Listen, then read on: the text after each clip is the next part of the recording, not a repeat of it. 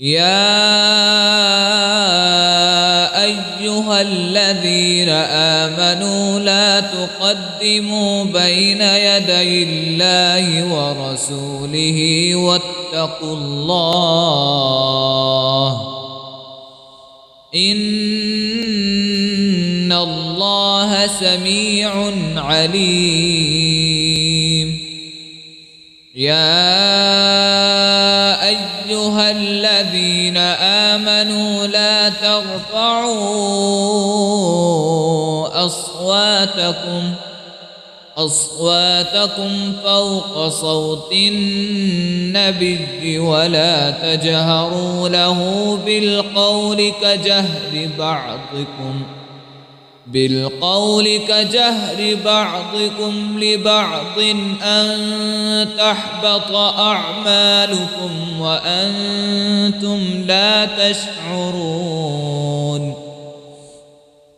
إن الذين يغضون أصواتهم عند رسول الله أولئك الذين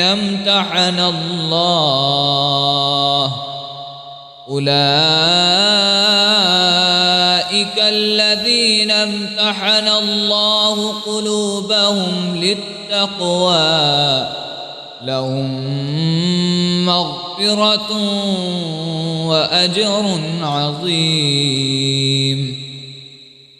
إن الذين ينادونك من وراء الحجرات أكثرهم لا يعقلون.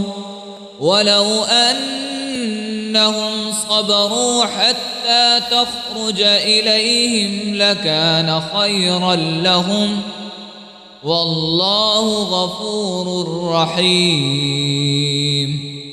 يا أيها الذين آمنوا إن جاءكم فاسق